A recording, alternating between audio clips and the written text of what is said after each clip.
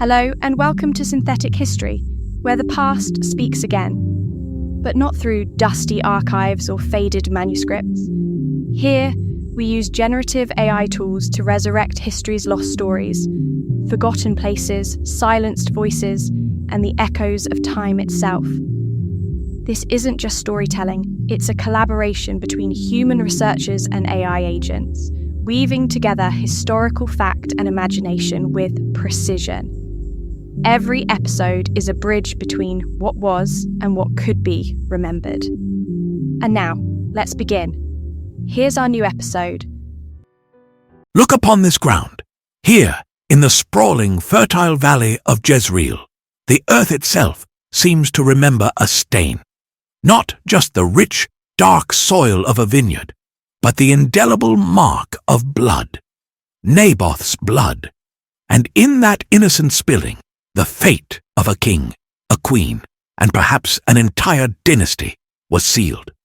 We choose to begin our journey at the very edge of an ending, or perhaps the profound beginning of an inescapable downfall. A prophecy uttered, a judgment declared, and as the ravens circle above the ancient tell, we are compelled to ask, how did it come to this? How did the grandeur of a king, a ruler of considerable might, a formidable power on the ancient stage, descend into such a brutal, petty act of murder, ultimately leading to his own ignominious demise? This is not a tale of heroic triumph, but of tragic consequence. We are not moving forward into an uncertain future, but pulling back the curtain on a past whose echoes still reverberate. We rewind to the climactic moment, to the chilling confrontation that would forever mark the reign of Israel's seventh king, Ahab. He stood in the very vineyard he had coveted, gazing upon what he believed was his new possession, when a figure emerged from the dust, stark, uncompromising, and utterly terrifying in his prophetic authority. It was Elijah, the Tishbite. "Have you found me, O my enemy?" the king demanded, his voice laced with resentment, perhaps a flicker of fear. And Elijah, cloaked in camel hair and divine wrath, did not flinch. His response was a hammer blow. "I have found you, because you have sold yourself to do evil in the sight of the Lord." The accusation hung heavy in the air, a spiritual indictment against a man who, by all accounts, was a powerful, even successful ruler. This was no ordinary crime, no simple act of common theft. This was an act of royal theft, fueled by an insatiable desire and culminating in judicial murder. The mastermind behind this dark deed was Queen Jezebel, Ahab's Sidonian wife, a woman whose very name would become synonymous with ruthless cunning and unbridled wickedness. She, the daughter of Ethbaal, king of the Sidonians, a foreign queen in a land steeped in a different god, saw no obstacle, no sacred boundary to acquiring a simple vineyard, even if it meant fabricating charges and shedding innocent blood. To her, the king's desire was paramount, the will of the monarch absolute. The laws and customs of Israel, the sanctity of ancestral land, the very life of a man who dared to defy the royal whim. These were merely inconveniences to be swept aside by the machinery of power. The biblical narrative paints a vivid picture of Ahab's initial reaction. He tore his clothes in repentance, a fleeting moment of remorse, a gesture that suggests a conscience still pricked by the enormity of his sin. But the divine decree had been issued, irreversible and absolute. Through Elijah, God declared that the dogs would lick Ahab's blood in the very place where they had licked Naboth's. And Jezebel, that force of nature, would meet an even more gruesome end in Jezreel, her body devoured by curs, leaving only her skull, feet, and hands. It was a pronouncement of total annihilation, a divine verdict on a dynasty corrupted by idolatry and injustice. But who was this King Ahab whose reign ended in such ignominy? The biblical record, primarily concerned with his spiritual failures, often leads us to view him as a weak, easily swayed figure. Yet, when we step beyond the theological lens and examine the wider historical stage of the 9th century BCE, a very different portrait of Ahab emerges. When we visit Tel Jezreel today, the ancient mound speaks of a significant past. Archaeological excavations have revealed a formidable Iron Age fortress, built perhaps by Omri, Ahab's ambitious father, but certainly a thriving and active center during Ahab's reign. Its strategic location, commanding the eastern Jezreel Valley, made it a vital stronghold, a military outpost, perhaps even a secondary royal residence, a winter palace for the kings of Israel, offering a cooler retreat from the grandeur of the capital in Samaria. We find remnants of massive fortifications, a substantial moat, imposing walls, and sturdy towers, all suggesting a well-defended, powerfully constructed site.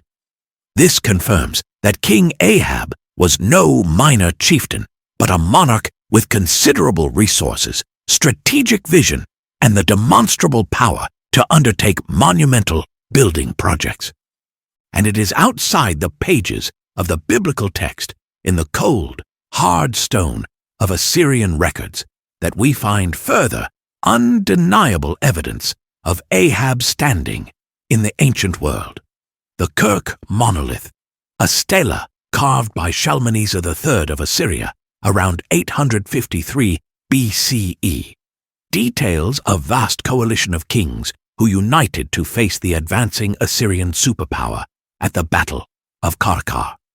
And there, amongst the long, formidable list of rulers who dared to challenge the Assyrian juggernaut, stands a truly remarkable entry, Ahab of Israel, described as contributing an astonishing 2,000 chariots and 10,000 foot soldiers.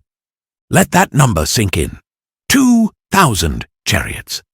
This was an immense military contribution for any minor kingdom of the Levant at that time. It places Ahab, king of Israel, not as a peripheral biblical villain, but as a major player on the geopolitical stage, commanding military might that rivaled the great kingdoms of Damascus and Hamath, his more frequently mentioned rivals. This historical corroboration from an independent, non-biblical source forces us to reconcile two distinct yet overlapping narratives: the biblical portrayal of a morally corrupt and idolatrous king, and the historical reality of a militarily potent, politically significant leader.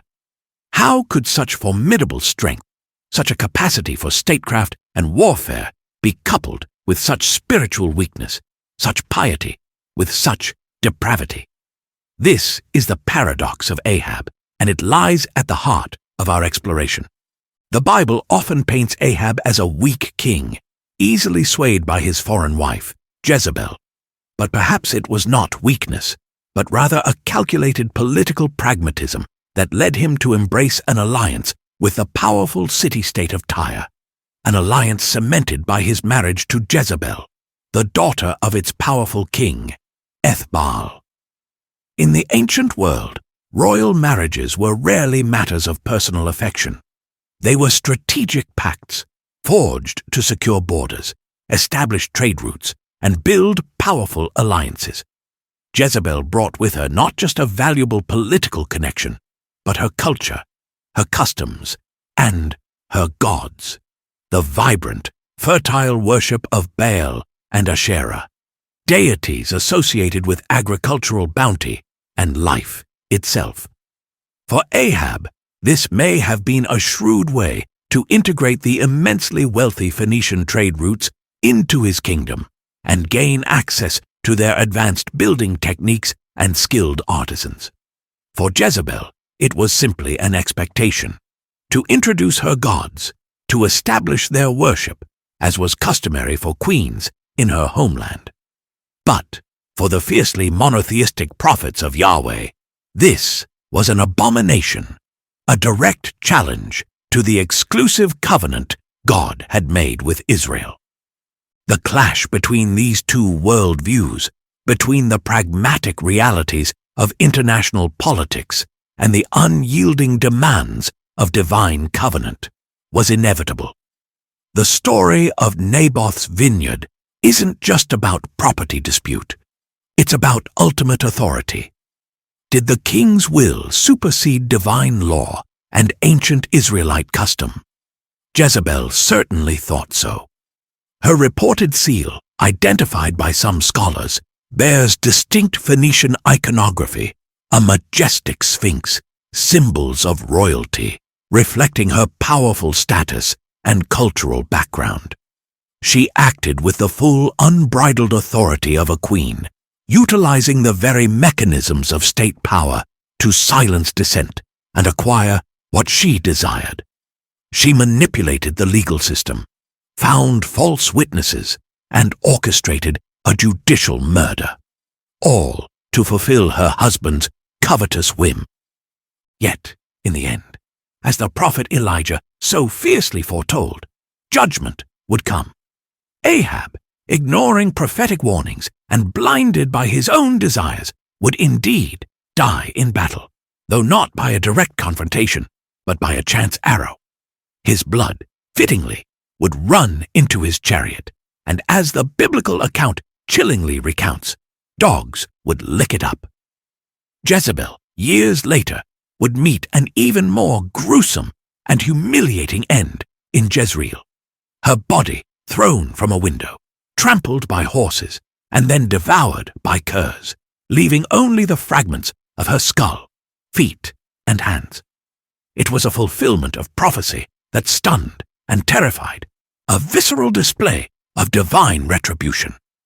The narrative of Ahab and Jezebel, culminating in the horrific tragedy of Jezreel and their own ignominious deaths, serves as a powerful biblical lesson on the consequences of unchecked power, the insidious nature of idolatry, and the relentless pursuit of earthly gain above divine justice. It stands as a stark warning about the corrupting influence of foreign deities and the dangers of compromising one's core identity.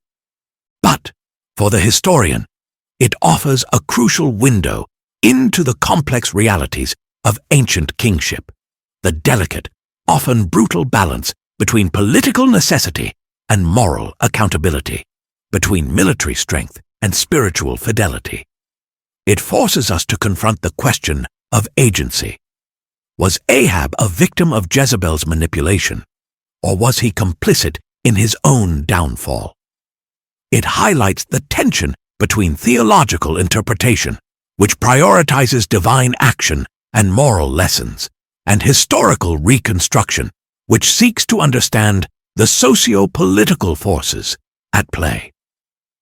Their story, starting with this bitter end, forces us to confront a timeless question that resonates far beyond the ancient Near East. What is the true cost of a crown when it is stained with innocent blood? And what echoes of their tragic choices, of the clash between spiritual fidelity and worldly power, still reverberate through the annals of history, whispering warnings to every generation, urging us to consider the foundations upon which our own societies are built. Our journey backward into the tumultuous heart of Israel's monarchy has just begun. We have seen the consequences. Next, we will pull back further to witness the dramatic spiritual confrontation that brought fire from heaven and a prophet to the depths of despair, a confrontation that set the stage for the very judgments we have just explored. The threads of consequence and cause are inextricably linked, and we are only just beginning to unravel them. That's it for this episode of Synthetic History. Thank you for listening. If you enjoyed this episode Help us keep these forgotten voices alive by sharing the podcast on social media and with anyone who loves history told in a new way. You can find Synthetic History on YouTube, Apple Podcasts, and Spotify. So, be sure to subscribe, leave a review. Until next time, keep questioning, keep exploring, and keep the past alive. See you in the next episode.